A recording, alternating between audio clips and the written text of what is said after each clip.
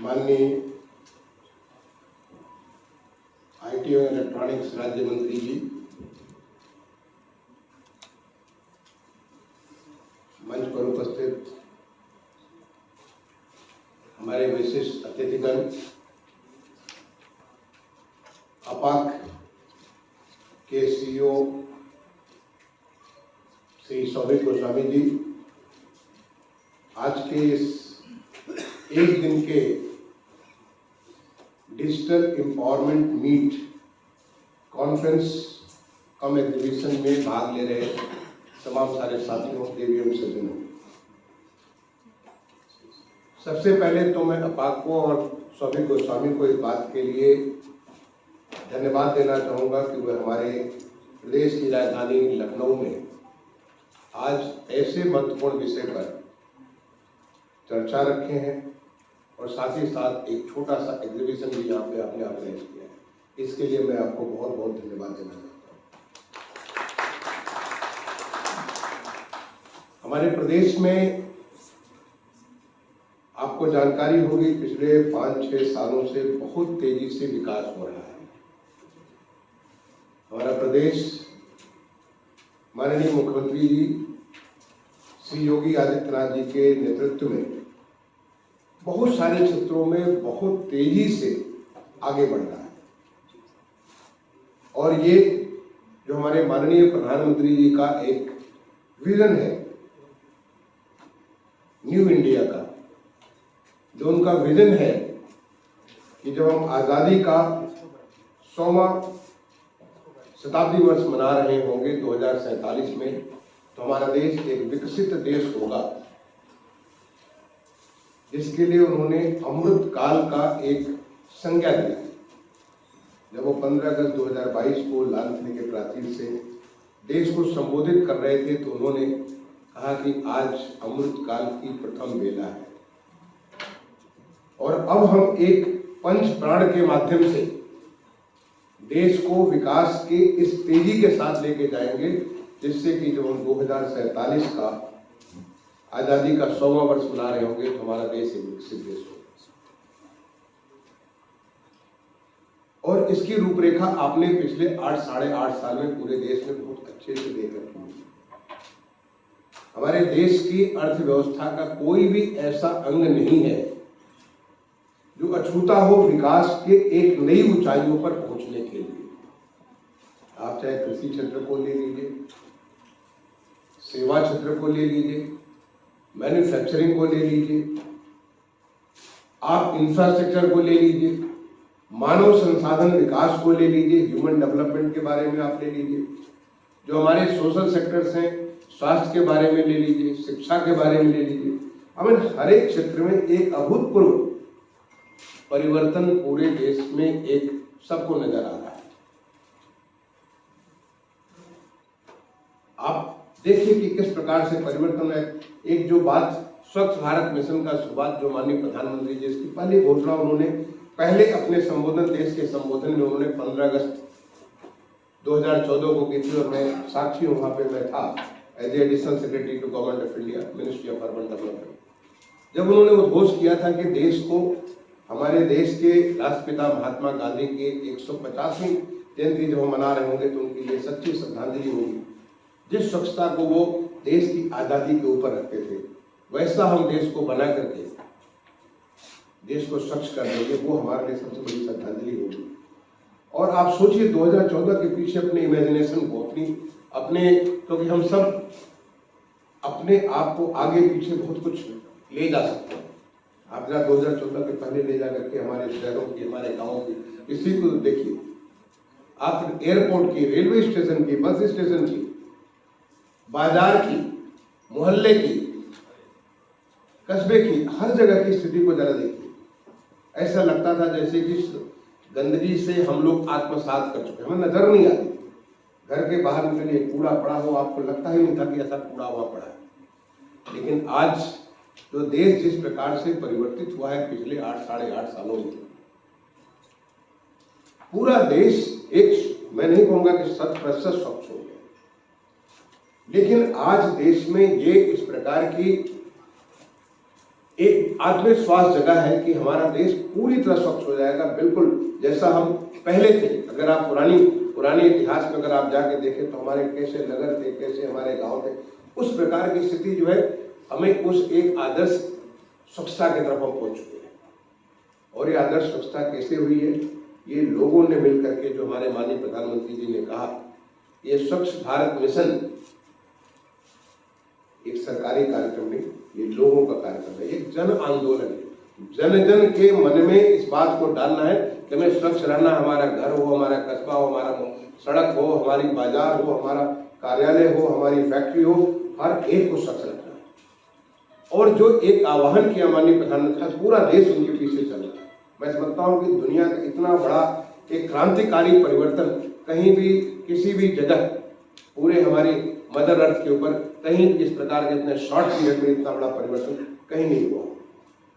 क्योंकि मैं housing and urban affairs ministry का सेक्रेटरी रहा, क्योंकि मैं उस मंत्रालय में मिनिस्ट्री ऑफ अर्बन डेवलपमेंट का एडिशनल सेक्रेटरी रहा, इसलिए मैं साक्षी हूँ देश की इस यात्रा में कि जिस प्रकार से कितनी तेजी से परिवर्तन हुआ। और वो परिवर्तन एक तरफ नहीं हुआ, एक तरफ तो हमारी वैचारिक जो हमारी जो सोच समझ, हमारी जो सोचने की बात है उसके बारे में परिवर्तन हुआ। आज अगर आप कहीं कूड़ा फेंके, पहले दिल्ली में बड़ा एक आम बात हुआ करती थी, जब मैं वहाँ पे जॉइंट सेक्रेटरी था, डायरेक्टर था, आप जाइए ऑफिस से घर जाइए तो रास्ते में लोग गाड़ी के दरवाजे खोलते थे, उठा के कुछ फेंकते थे और कोई टोकने वाला नहीं, इनका किसी को बुरा भी नहीं लगता। आप कोई बॉटल से कुछ पी रहे हैं, कुछ खा रहे हैं और उसके बाद उठा करके बाहर फेंक दिया, जैसे कि बाहर ही कूड़ादान पड़ा हुआ है, रास्ते भर आपको ऐसी चीज नजर आती। आज आपको ऐसा नजारा कहीं भी नहीं मिलता। अगर कोई आपके सामने कुछ फेंकता है, खाने के बाद फेंकता है, तो तुरंत कोई टोकता है भाई आप इसको उठा लो। पहले आप ट्रेन में चलते थे, ट्रेन में लोग खाते पीते सब, आपका ट्रेन जब तक आप पहुंचे तब तक पूरा का पूरा जो फ्लोर भर जाता था। अब अगर कोई करता तो दूसरा उठा के ले जाके कूड़ेदान में डाल देता। ये हमारे विचार में परिवर्तन। दूसरा, हमें एक नई सोच आए कि हम जो है कूड़े से भी एक कंचन बना सकते हैं, उससे भी हम लोग उससे एक वेस्ट टू वेल्थ की तरफ, ताकि चाहे वो गीला कूड़ा हो, सूखा कूड़ा, हमारा ड्राई वेस्ट हो, उसको हम कैसे कन्वर्ट कर सकते हैं। और यहाँ पे तमाम किस्म की नई टेक्नोलॉजी है। मैं आपको इसलिए बता रहा हूँ क्योंकि मैं उत्तर प्रदेश सरकार का प्रमुख सचिव हुआ करता था 2010-11 में, और हमें एक A to Z के माध्यम से कानपुर में हमने एक बहुत बड़ा प्लांट लगवाया था। एक नई चीज शुरुआत की, मुझे लगता था कि बहुत बड़ा काम कर दिया मैंने और पूरे कानपुर की स्वच्छता के बारे में, और उसके लिए मुझे प्रधानमंत्री पुरस्कार भी मिला था। बड़े उसको मैंने काफी इज्जत के साथ उसको मैंने अपना डिस्प्ले किया, ये प्रधानमंत्री पुरस्कार मिला इस बात के। लेकिन अब मैं अपने आप को जब 11 साल पीछे जाकर के देखता हूँ तो मुझे लगता है कि जो काम मैंने किया वो बिल्कुल, हमने नकल कर ली, किसी विदेश की नकल कर ली और हमने उसके हिसाब से काम कर दिया, वो हमारे लिए बिल्कुल उपयुक्त नहीं था। आज जिस प्रकार से टेक्नोलॉजी का इंटरवेंशन हुआ है हमारी सोच में, हमारे जो चाहे बच्चे हों, इनोवेशंस के माध्यम से उनको जो है जो बच्चे स्टार्टअप्स के माध्यम से नई चीजें, इतनी सारी चीजें हो गई हैं और एक नई सोच आ गई। हमें पूरा स्वच्छता अपने आप में एक नई इंडस्ट्री बन गई और उस इंडस्ट्री को बनाने में आईटी का बहुत बड़ा रोल है।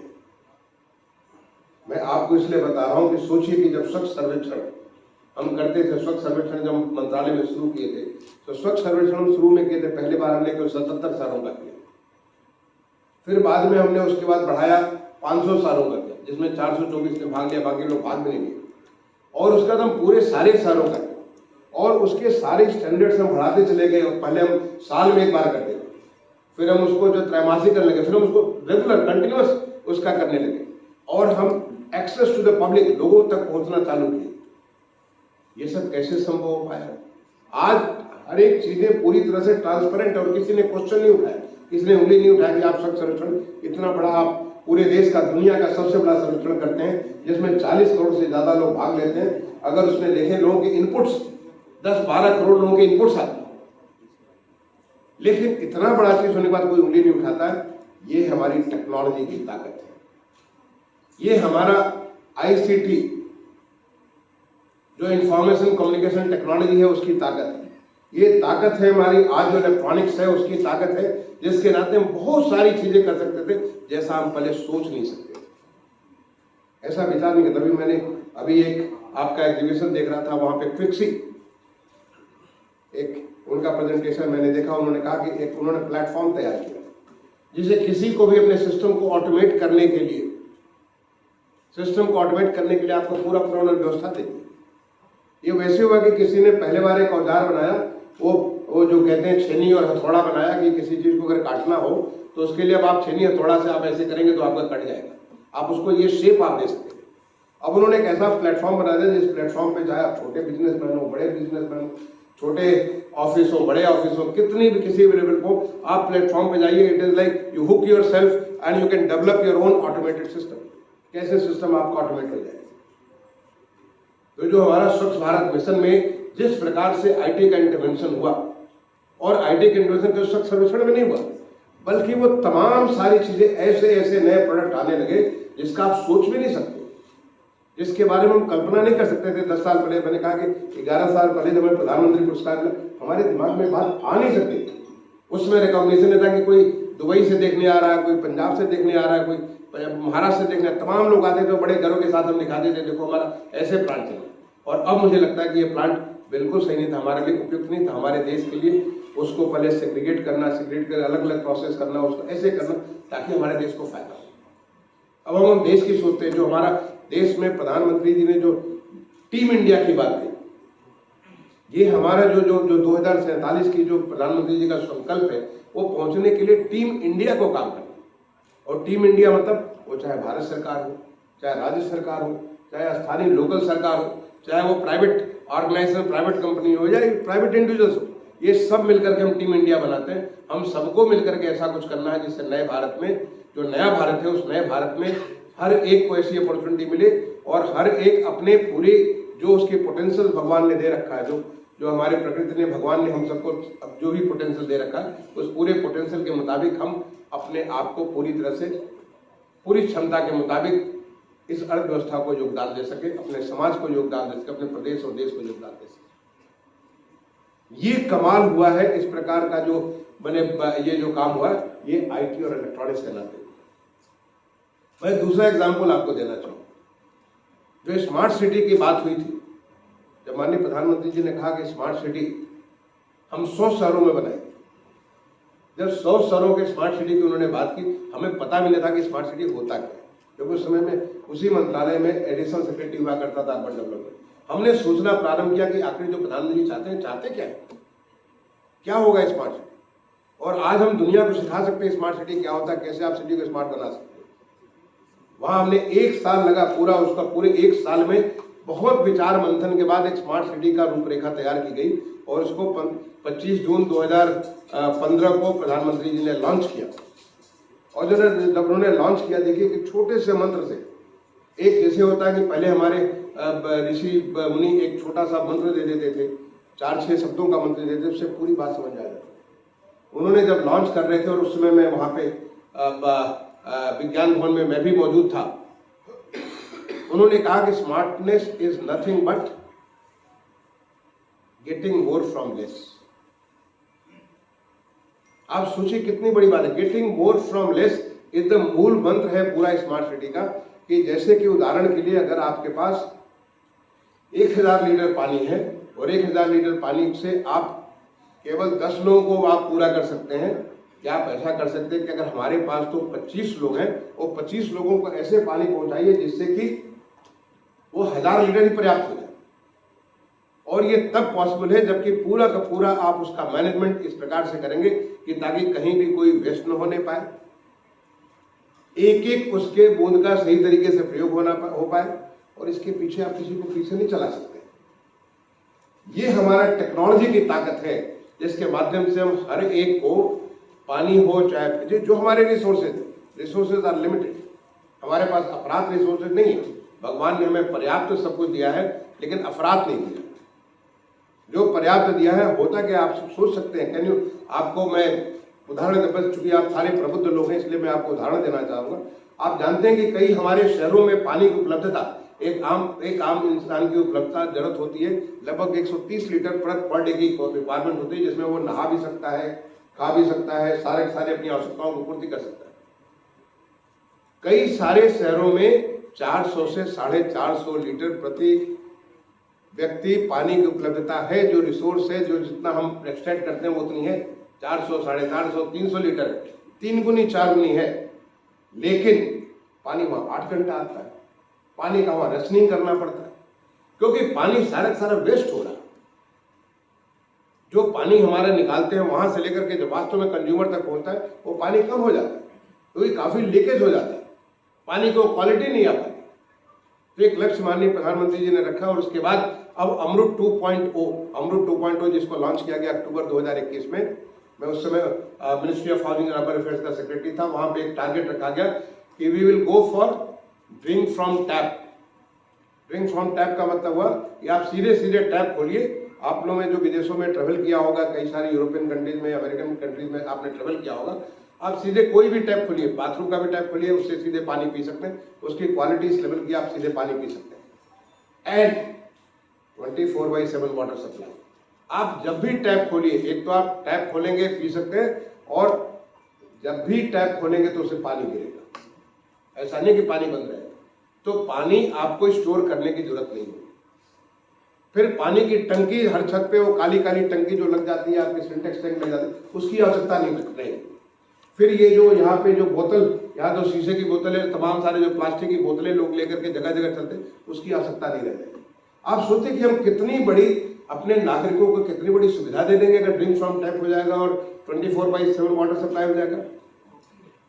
आज ऑलरेडी हमारे देश का एक शहर है जिसको मुझे गौरव प्राप्त हुआ, पुरी में जाकर के मैंने इसकी शुरुआत की। पुरी जगन्नाथपुरी जो हमारे भगवान की एक नगरी है, जो हमारे 4 धाम में एक धाम भी है, जहाँ पे जो आबादी उसके कई 5 गुना 7 गुना ज्यादा लोग वहाँ पे नित्य घूमते हैं, वहाँ पे दर्शन करने आते हैं।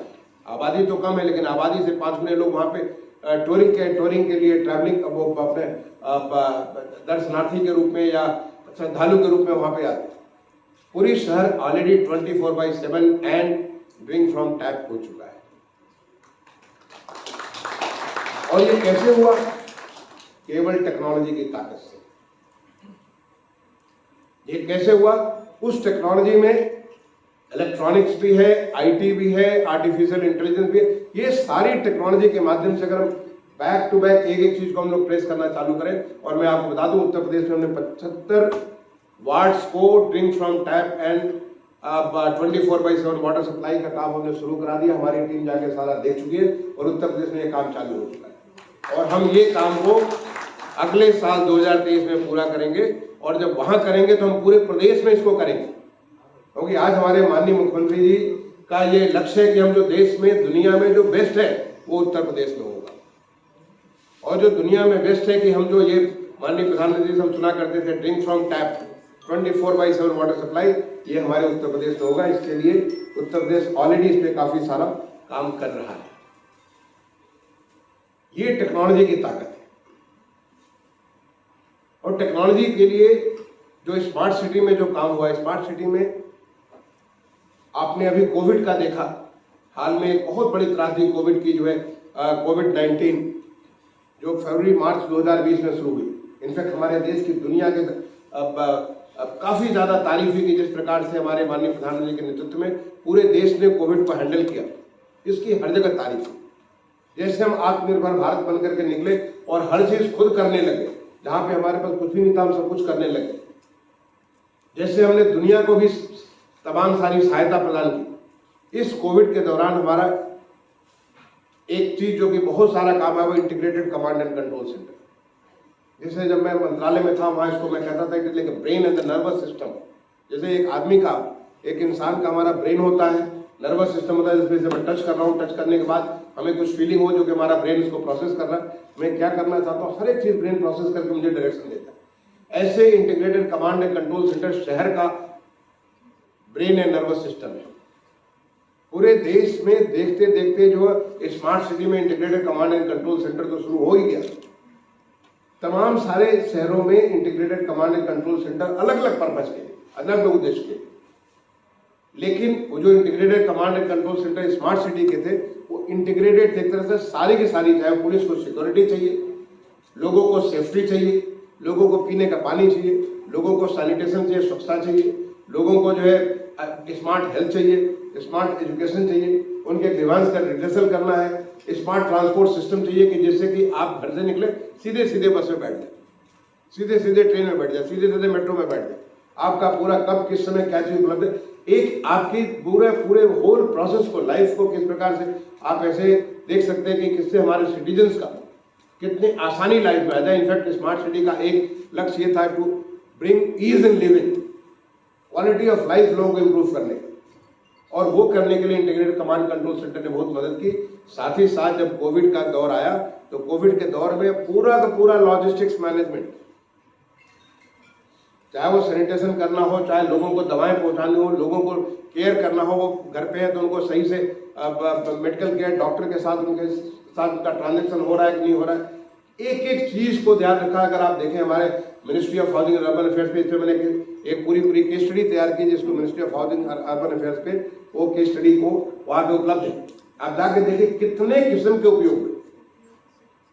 आज अगर कोई कहीं पे वहां पे अगर कोई घटना होती है, पुलिस सिक्योरिटी का जो, जैसे कहीं चोरी हो गई, कहीं कोई किसी ने ट्रैफिक नियमों का पालन नहीं किया और किसी किस्म की वारदात हो गई, हर जगह कैमरा है जो आपको देख रहा है और हम उसको ट्रेस करके, मैं एग्जांपल दूंगा, ऐसे तमाम सारे पुलिस के केसेस सॉल्व किए गए। एक तो बड़ा अच्छा उदाहरण आपको बताता हूं कि कोई सज्जन जो है, ये केस है कि कानपुर का, यहाँ पे कोई सज्जन अपने घर पे उन्होंने जो अपना कैमरा लगा दिया उसको, जो जिसके माध्यम से उसको ट्रेस करने के बाद वो तो गए हुए थे यूएस में, देखें कि somebody has broke open his house और आगे जो उसके घर में चोरी करने की कोशिश करा, उन्होंने देखा, वहां पे देख के उन्होंने पुलिस को वहां पे फोन किया, एंड अभी वो अंदर चोर पड़ा हुआ है, somebody came and caught him right there red-handed। ये कमाल है टेक्नोलॉजी का। मतलब यहाँ पे कानपुर में घटना हो रही है, अमेरिका से कोई फोन कर रहा है और यहाँ पे हमारी पुलिस पहुंच के सीधे घर के अंदर चोरी करते हुए पकड़ लिया।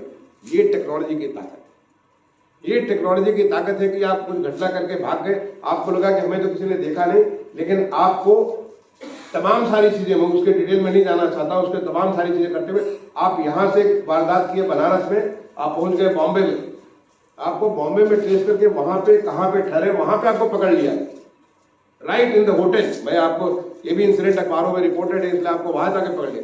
ये टेक्नोलॉजी की ताकत है। Smart command and control centre के माध्यम से आप हर घर से कूड़ा निकला कि नहीं निकला, कितने बजे निकला, कहां पहुंचा है, एक एक चीज इसको देख सकते हैं। और ये काम करने के लिए अभी मैं जब मिनिस्ट्री में था, वहां मैंने बेल को एक टास्क दिया था कि हमारा इंटीग्रेटेड कमांड कंट्रोल सेंटर के माध्यम से इतना सारा चीज हो गया, इतनी हमारी ताकत निकल कर गया कि जब यहाँ पे कुंभ था हमारे प्रयागराज में, करोड़ों, एक दिन में 1 करोड़ लोग स्नान करते हैं।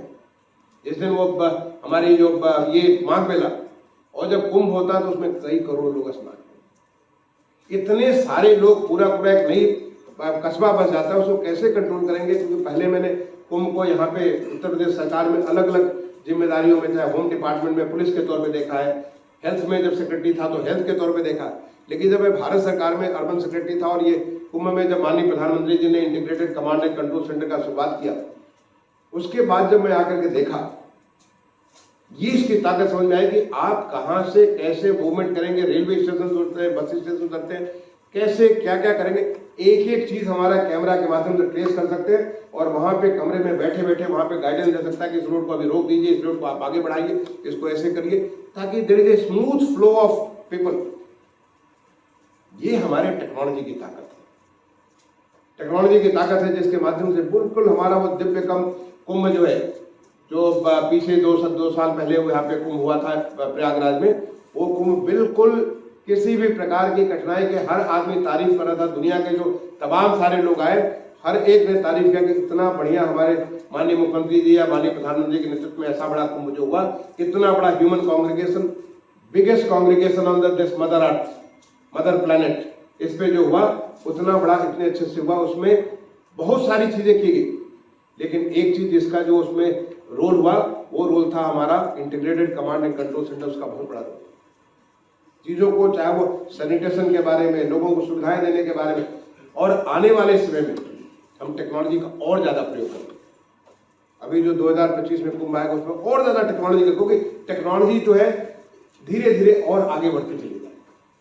अब टेक्नोलॉजी के लिए एक तरफ तो हमें जो है नई व्यवस्थाएं चाहिए और दूसरे तरफ उसके लिए इलेक्ट्रॉनिक्स चाहिए।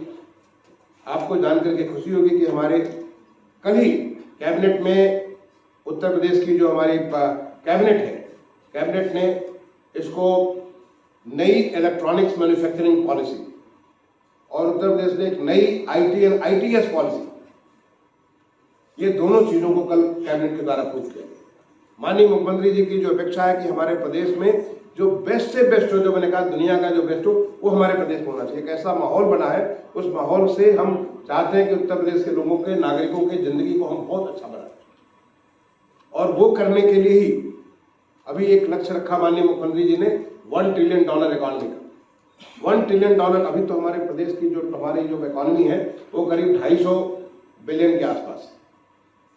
इसको 4 गुना अगले 5 साल में कैसे करेंगे, और ये करने के लिए हर एक क्षेत्र को हमें पूरी तरह से इन्विगोरेट करना पड़ेगा, पूरी तरह से ऊर्जावान करना, पूरी तरह से ऊर्जित करना पड़ेगा। और उस ऊर्जा देने के लिए चाहे वो एग्रीकल्चर का क्षेत्र हो, चाहे वो इंडस्ट्री का क्षेत्र हो, चाहे वो सर्विसेज का क्षेत्र हो, इंफ्रास्ट्रक्चर को, ऑलरेडी बहुत सारा काम हो चुका है। आज हमारे प्रदेश में देश का सबसे ज्यादा जो है एक्सप्रेसवे उत्तर प्रदेश में बन चुका है, चल रहा है या बन रहा है। 13 हमारे 6 हमारे एक्सप्रेसवे बन चुके हैं जो चल रहे हैं। आज बुंदेलखंड और पूर्वांचल जो कि बहुत दूर होता था राजधानी, देश की राजधानी दिल्ली से, आज वहां पे 6-7 घंटे में आप पहुंच सकते हैं। आज हमारे प्रदेश में जो फ्रीट कॉरिडोर है, ईस्टर्न फ्रीट कॉरिडोर, वेस्टर्न फ्रीट कॉरिडोर, दोनों का सबसे बड़ा एरिया हमारे प्रदेश में, दोनों मिलते हमारे प्रदेश में, जिससे नॉर्थ ईस्ट का एक बहुत बड़ा हब हमारे प्रदेश में तैयार हो। आज जो हमारे प्रदेश में जो ये इनलैंड वाटर फ्रीट है, वो बनारस से लेकर हल्दिया का, वो हमारा तैयार हो चुका। आज सबसे ज्यादा मेट्रो का जो काम उत्तर प्रदेश में 5 शहर मेट्रो चलता है और ये मेट्रो बहुत तेजी से बढ़ रहा है। देश का पहला regional rapid transport Uttar Pradesh में बन रहा है। मैं समझता हूँ अभी बहुत जल्दी उसका पहला 17 किलोमीटर का उद्घाटन हो जाएगा। देश में 9 एयरपोर्ट हमारे चल रहे हैं, जिसमें 3 हमारे इंटरनेशनल एयरपोर्ट है, 2 और इंटरनेशनल एयरपोर्ट बन रहे हैं। 5 एयरपोर्ट्स और आगे बहुत जल्दी 2 साल के भीतर चालू हो जाएंगे, जिसको एयरपोर्ट अथॉरिटी के साथ हमने एमयू कर लिया। यानी पूरा इंफ्रास्ट्रक्चर पे बहुत तेजी से काम हुआ। लेकिन अब इस इंफ्रास्ट्रक्चर को ब्रेक, और दूसरी आप शांति व्यवस्था के बारे में आप जानते ही, आप हमारा मशहूर है जो हमारे माननीय मुख्यमंत्री जी का, यहाँ पे कोई भी न गुंडागर्दी चल सकती है, न किसी प्रकार का ऐसे लोग जो कि समाज के घातक और समाज को नुकसान पहुंचने वाले और समाज की व्यवस्था को नुकसान पहुंचे, वो नहीं रह सकते। ऐसी स्थिति में प्रदेश में एक अच्छा माहौल बना हुआ।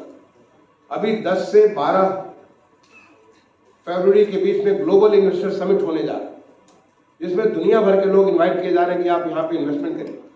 किस बात के लिए इन्वेस्टमेंट करिए? हर क्षेत्र में। अगर आप देखें एग्रीकल्चर में देखें तो हम सबसे ज्यादा फूड प्रोडक्शन के जो है यूपी में तमाम सारी चीजें, किसी में पहला है, किसी में दूसरा है, किसी में तीसरा है। देश में सबसे ज्यादा तमाम किस्म के फूड प्रोडक्ट प्रोड्यूस करता है उत्तर प्रदेश। उत्तर प्रदेश तमाम सारे हॉर्टिकल्चर के फल हो, सब्जी, उसके बहुत ज्यादा पैदा करता है। उसकी फूड प्रोसेसिंग अपने आप में बहुत बड़ा एक नई इंडस्ट्री हो सकती है। यहाँ पे टेक्सटाइल का एक बहुत बड़ा टेक्सटाइल के ग्रोथ का पॉसिबिलिटी है।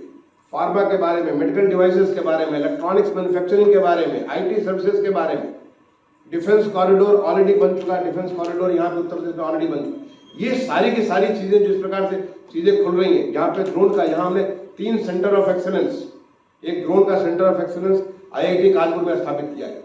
मेडिकल डिवाइसेस का सेंटर ऑफ एक्सेलेंस SGPGI, क्योंकि हमारे बड़े बड़े इंस्टीट्यूट भी हैं उत्तर प्रदेश। आपका जो IT का एक बहुत बड़ा centre of excellence IIT Kanpur का कैंपस है नोएडा, वहां पे आर्टिफिशियल इंटेलिजेंस, मशीन लर्निंग, इसके बारे में बहुत बड़ा एक सेंटर वहां पे स्थापित किया है। स्टार्टअप्स को बहुत तेजी से उत्तर प्रदेश में, आपको मालूम होगा, स्टार्टअप के माध्यम से सिडबी को एंकर करते हुए 1000 करोड़ का एक इन्वेस्टमेंट फंड बना हुआ। यह भी हाल में एक नया इनोवेशन फंड उत्तर प्रदेश ने शुरुआत किया कि जो नई चीजें, नवाचार, जो नई चीजें लोग लेकर के आते हैं, उस नई चीजों को उनको सपोर्ट करने के लिए एक प्राइवेट सेक्टर की मदद से एक नया फंड क्रिएट करने जा रहा है, जिसमें उत्तर प्रदेश उसमें सपोर्ट करेगा। ये देश में पहला प्रदेश होगा जो इस प्रकार का एक इन्वेस्टमेंट, एक इनोवेटिव इन्वेस्टमेंट फंड तैयार कर। जिससे कि हमारे जो बच्चे या हमारे जो क्रिएटिव जो लोग हैं वो आगे बढ़े और आकर के कुछ ऐसी चीजें बनाएं जिससे कि लोगों की जिंदगी आसान हो, लोगों के काम आसान हो। जो खेती हो रही है, खेती को लोगों को अधिक से अधिक वैल्यू मिल सके। और इन सारी चीजों के पीछे जो जो जो चीज काम आएगी, जो मेरी स्मार्ट सिटी में लर्निंग हुई, वो लर्निंग है आईटी इलेक्ट्रॉनिक्स। जो हमारी आज जो आईटी की जो ताकत है, उस चीज को हम अधिक से प्रयोग करें। अभी इनफैक्ट मैं जब बात कर रहा था, आपके एनईसी से बात कर रहा था, मैं बताया कि बेल को हमने कहा कि जो ICCC है उसको हम लोगों ने एक ICCC लगाया 100 crore 200 crore depending on the size of the city. ये सारा बनाया और बहुत अच्छे से चल रहा है। देश में और भी तमाम सारे जो ICCC अलग अलग रूप में चल रहे हैं, लेकिन क्या हम उसे एज ए सर्विस ऑफर कर सकते हैं? अगर एज ए सर्विस हम ऑफर कर सकते हैं, बेल ने बना के मुझे दिखाया कि उसको कर सकते हैं। जैसे कि आप सर्विस के तौर पे वो पिक्सी का प्लेटफॉर्म की मैंने बात की, वैसे तमाम सारी चीजें जो हमारे सॉफ्टवेयर है, टैली वहां पे लगा था, टैली का, this is all offered as a service. Can we offer ICCC as a service? Because हमारा जो smartness is nothing but to get more from less. How to get your system, अगर आप अपने पूरे सैनिटेशन को smart बनाना चाहते हैं, कैसे कर सकते हैं? इसके लिए एज ए सर्विस ले लीजिए। एक छोटा सा हमारा कस्बा है जो 20 लाख 25 लाख 30 लाख का कस्बा है, वो क्या वो 5 लाख 10 लाख रुपए खर्च करके इस सर्विस को ले सकता है? You can host it.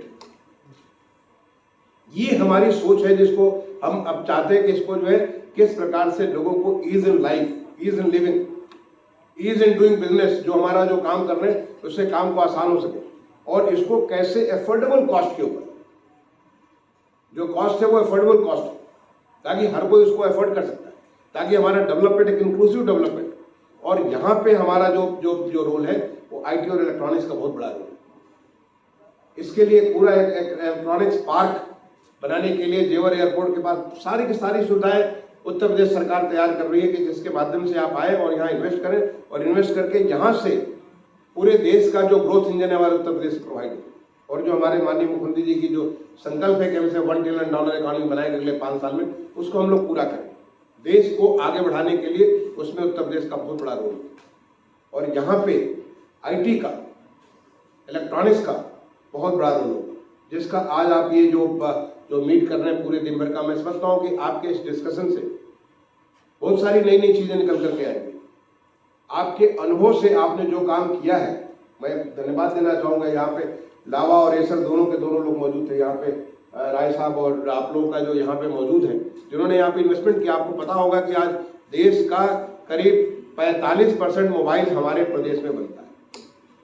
आपको मालूम होगा कि मोबाइल इंडस्ट्री के लिए जो इक्विपमेंट्स होता है उसका करीब 55% हमारे प्रदेश में बन रहा है। आपको मालूम होगा कि अभी हमारे माननीय मुख्यमंत्री जी ने एक डाटा सेंटर, अभी डाटा सेंटर की भी नई पॉलिसी बनाई। डाटा सेंटर जो पहला हमारा अभी नोएडा में शुरुआत किया है, और इस डाटा सेंटर से वो 250 मेगावाट का डाटा सेंटर, उनके सारे टावर्स अगले 1-1.5 साल में बनकर के तैयार हो जाएंगे, जो हीरनंदानी और योटा का मिलकर के बन रहा है। यही नहीं, करीब 600 मेगावाट के डाटा सेंटर के ऑलरेडी काम यहाँ पे उत्तर प्रदेश में चालू हो गए। और जो नई हमारी डाटा सेंटर की जो पॉलिसी है, उस पॉलिसी के मुताबिक हमारा प्रदेश पूरे देश की जो रिक्वायरमेंट है उसके रिक्वायरमेंट से 25% से ज्यादा हमारे प्रदेश से उपलब्ध किया जाएगा। आप सोच सकते हैं कि कितना ज्यादा फर्क लोगों के लाइफ में आएगा जब डाटा सेंटर होगा, किस प्रकार से हमारा कम्युनिकेशन आसान हो जाएगा। आज का जो गोल्ड है वो डाटा इज द गोल्ड। पहले लोग कहते थे पेट्रोल व द गोल्ड, गोल्ड को आपको पेट्रोल में कहते थे कि जिसके पास पेट्रोल है उसके पास ताकत है। आज की डेट में डाटा जिसके पास है उसके पास ताकत है। वो सारी की सारी चीजें ये डाटा के माध्यम से आप लोगों की लाइफ कैसे परिवर्तित कर सकते हैं, कैसे चेंज कर सकते हैं। और ultimately we are all working, सारे के सारे लोग मिलकर के एक ही चीज के लिए कर रहे हैं कि कैसे हमारी ह्यूमन लाइफ कितनी आसान हो जाए, कितनी प्रोडक्टिव हो जाए, और उस काम को करने के लिए आप तमाम किस्म की कोशिशें कर रहे हैं। तो आज उत्तर प्रदेश इस काम के लिए पूरी तरीके से लगा हुआ, और आज उत्तर प्रदेश में आप ये जो वर्कशॉप कर रहे हैं, पूरे दिन भर का कॉन्फ्रेंस कर रहे हैं, एग्जीबिशन कर रहे हैं, निश्चित तौर पे हमारे बहुत सारे यहाँ पे अधिकारी आएंगे, आपसे शेयर करेंगे, तमाम सारे अनुभव शेयर करेंगे। और मैंने एक ओवरऑल जनरल पर्सपेक्टिव मैंने आपसे बात की, लेकिन वो जब आएंगे तो स्पेसिफिक आपसे बातें करेंगे, क्या कर रहे हैं, कैसे कर रहे हैं। कोई सेक्टर ऐसा नहीं है, चाहे हेल्थ का सेक्टर हो, एजुकेशन का सेक्टर हो, कोई सेक्टर ऐसा नहीं है जो इसके बगैर काम करेगा, क्योंकि स्मार्टनेस से क्या हो जाता है, स्मार्टनेस लाने के लिए ये लेयर बहुत आवश्यक है। आप पानी पहुंचा नहीं सकते लोगों के यहाँ जब तक कि पाइपलाइन न लगा दें, लेकिन पाइपलाइन लगाना पर्याप्त नहीं लोगों को पानी पहुंचाने के लिए। मैंने कहा अगर 24/7 करना है और उससे अगर आपको ड्रिंक फ्रॉम टैप करना है तो आपको आईटी का लेयर उस पर लगाना पड़ेगा, और वो लेयर जो कि ह्यूमन बीइंग नहीं कर सकता है वो उस काम को करेगा। आपको वहां पे ड्रोन की टेक्नोलॉजी आपकी लगानी पड़ेगी। ऐसी जगह जहां आप नहीं पहुंच सकते वहां हमारे ड्रोन पहुंचेगा, वहां रोबोटिक्स पहुंचेगा। वो सारी की चीजें जहां हमारी पहुंचनी है वहां उसकी पहुंचे। उन्होंने सोच सकते हैं कि रोबोटिक्स किस प्रकार से पूरा का पूरा मेडिकल क्षेत्र में इतना कमाल का परिवर्तन ला दिया है। इतनी प्रिसीजन आज की डेट में सर्जरी हो रही है, वो सर्जरी का कमाल है रोबोटिक्स। और आपको जानकर के खुशी होगी कि हमारे प्रदेश में रोबोटिक्स की भी अभी हमारे ग्रेटर नोएडा में चीज बन करके तैयार हो रही है। पूरी फैक्ट्री मैं बताऊं अगले साल 2023 में बन करके वो चालू हो जाएगी। और हर क्षेत्र में काम हो रहा है, और इस काम को करने के लिए हम और क्या कर सकते हैं, कैसे हम आपकी मदद कर सकते हैं। आज हमारा उत्तर प्रदेश ने 23 पॉलिसीज, पिछले 2-2.5 महीने में 23 policies which constitute whole spectrum, आप हमारे वेबसाइट पे जाकर देख सकते हैं। वो सारी की सारी पॉलिसीज ऐसी बनाइए कि ताकि हम इन्वेस्टमेंट का अच्छा माहौल तैयार कर सकें। और मैं आप सबसे ये भी आपको स्वागत करूंगा कि आप उत्तर प्रदेश में इन्वेस्टमेंट करें, उत्तर प्रदेश की इन्वेस्टमेंट को एड करें, उसको आप आगे बढ़ाएं। उत्तर प्रदेश आपके साथ होगा हर तरीके से। हम उसकी पूरी माहौल जो माननीय मुख्यमंत्री जी ने एक लोगों को एक इकोसिस्टम बना रखा, वो इकोसिस्टम आपके सपोर्ट में होगा।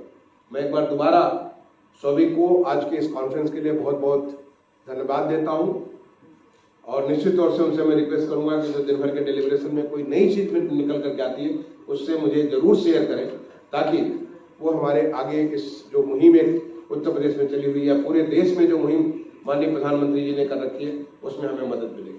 धन्यवाद। जय हिंद।